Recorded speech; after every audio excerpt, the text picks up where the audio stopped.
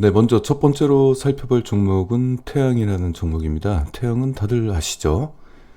부탄가스, 썬원료, 그리고 캠핑 하시는 분들은 아마 아실 겁니다. 알프스라는 또 부탄가스, 휴대용 부탄가스를 이제 만드는 기업이고요.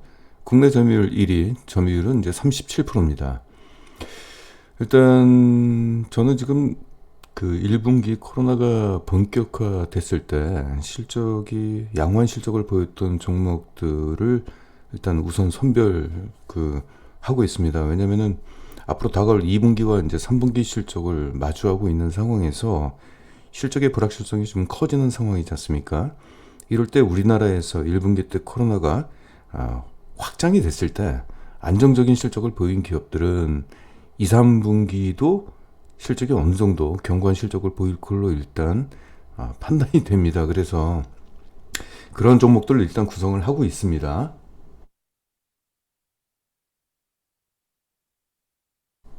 태양은 1분기 때 큰 폭의 이익이 일단 증가를 했어요. 한번 살펴보시죠.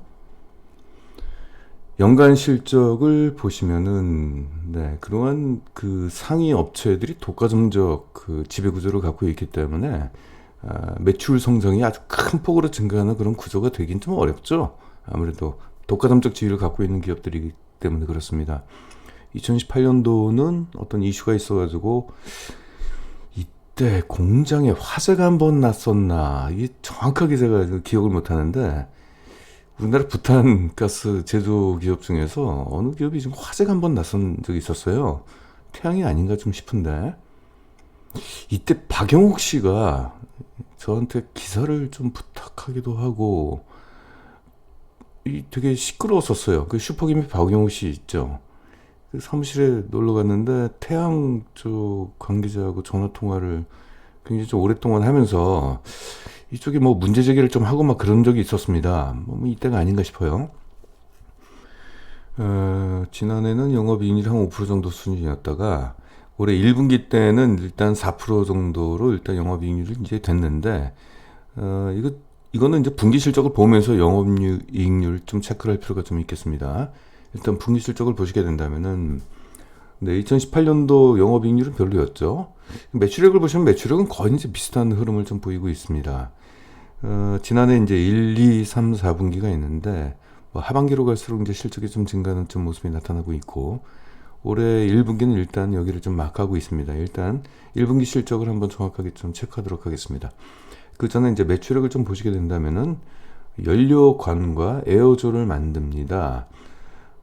에어졸 같은 경우는 이제 화장품 쪽에 들어가죠. 이제 스프레이 같은 경우에 좀 들어가게 되는데 화장품 쪽 시장이 좀 별로 안 좋죠. 코로나에 좀 영향을 받다 보니까 매출액이 전년 동기 대비 3% 정도가 역성장을 했고 반면 주력 사업이라고 볼 수 있는 매출 비중이 74%가 이제 연료관 쪽에 있죠.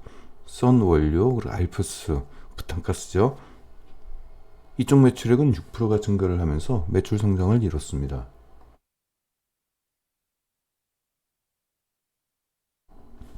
전체 매출액은 일단 4%가 증가를 했어요. 일단 1분기 때 소비재 관련된 기업이잖아요. 태양이라는 게. 그쵸? 이 부탄가스라는 게 결국은 이제 소비재 쪽이잖아요. 그러면은 이제 외식도 많이 줄었을 텐데, 그럼에도 불구하고 견조한 매출 성장을 일단 이뤘습니다. 1분기보다는 2분기가 아무래도 사회적 거리두기가 약간 완화됐기 때문에 소비재 쪽 관련된 태양의 이제 부탄가스 매출액도 지난해 2분기 대비 올해 2분기는 증가하지 않겠느냐 이렇게 좀 추정할 수가 좀 있겠고요. 주목할 것은 영업이익이 크게 개선이 됐습니다. 특별히 제가 영업이익이 어디서 개선이 되는지를 보니까 일단 제조 쪽에서 제조 원가가 절감이 됐어요. 그래서 구체적으로 제가 아까 한 11개 품목에 대한 그 비용 쪽 이런 부분들 좀 체크를 해봤는데 뚜렷하게 어떤 특정 한 군데에서 비용이 절감됐다는 거 본 적은 확인이 안 되고요. 뭐 전체적으로 비용 절감이 좀 이루어진 걸로 좀 보이고 있습니다. 보시면은 판매 가격은 이제 내수와 수출이 있는데 내수 쪽의 판매 가격은 한 3%가 증가했고 수출 쪽에서는 한 5%가 좀 감소를 했어요. 그러니까 대략 비슷한 판가를 유지했다라는 거. 알프스, 이건 제 휴대용 부탁가스인데 이것도 판매 가격이 이제 내수는 2% 오르고 수출은 2%가 절감되고 그래서 일단 판가는 계속적으로 유지되는 모습을 좀 보이고 있습니다. 원재료 가격 같은 경우는 네, 가스 가격은 그대로고 뭐 석판과 캔 이런 쪽에 이제 원료가 조금씩 가격이 좀 증가를 했는데 원재료 가격은 좀 증가했다라고 봐도 되겠죠.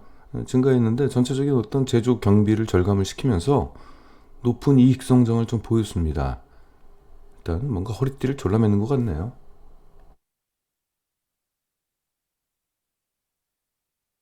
자, 영업이익 상승에 따른 이제 우리가 이제 주가를 보려면은 주당 순이익이 가장 중요하죠. 일단 주당 순이익이 올해 1분기고 지난해 1, 2, 3, 4분기가 있는데 완전 키높이가 완전히 한 2배 정도 올랐죠. 지난해 1분기하고 비교하면은 약 177%의 주당 순이익 성장이 나타났습니다. 그래서 올해 이제 1분기 때 아주 숙제를 많이 해놔가지고 2, 3, 4분기가 좀 여유가 생겼죠. 네, 2, 3, 4분기도 이와 비슷한 키높이가 나오게 된다면은 지난해 대비 굉장히 높은 성장이 좀 예상이 좀 됩니다. 근데 저는 이제 목표가를 연간 주당 순이익 추정 실적을 좀 낮게 잡았어요.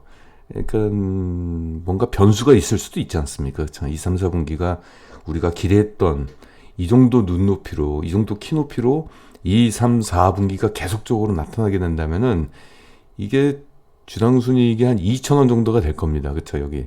근데 그냥 1분기 영업이익 증가율로 일단은 실적 성장, 추정 실적을 일단 잡았습니다.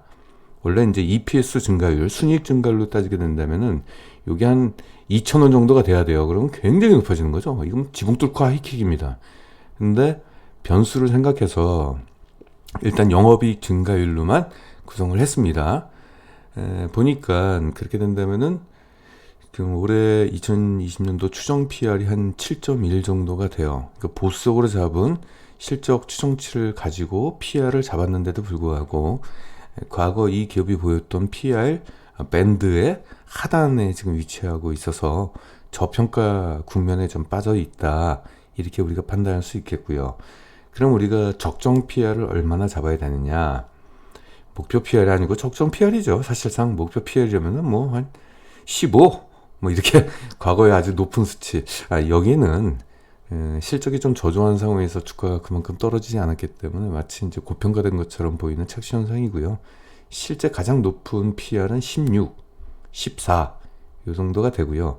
우리는 이렇게 높은 PR보다는 적정 PR 얼마죠? 한 10 정도 잡으면 좋을 것 같습니다. 10면 요 정도 되겠네요. 요 정도. 네, 요 정도. 요 정도 잡고 그러면은 적정 PR을 잡는 이유는 그래도 우리가 기대 수익률을 달성할 수 있다. 그래서 이제 상승률이 약 41%입니다. 그래서 일단 목표 실적 전망치도 비교적 낮게 잡았어요. 보수적으로 추정 실적도 낮게 잡았고 목표 PR도 아주 낮게 잡았습니다. 과거에 보였던 달성 가능한 PR 적정 PR이 한 10 정도. 그래서 지금 주가가 한 9,280원 정도가 되죠. 그러면 올해 안에 상승할 수 있는 상승 여력은 약 41%가 되겠습니다. 이 정도면 괜찮죠. 네. 재무안정성을 좀 보시면은 일단 제조업의 부채 비율은 안정권이 80% 미만이라고 말씀을 드렸죠. 뭐 100% 미만, 뭐 이것도 괜찮습니다. 부채 비율이 26%에 불과하고요. 유동 비율이 100%가 넘는 259%나 되기 때문에 재무 안정성은 양호하다고 볼 수 있고 순차입금 비율은 없습니다. 무차입 경영을 좀 하고 있습니다. 그래서 재무 안정성 뛰어나다 이렇게 볼 수가 있겠습니다. 네, 이상 태양이었습니다.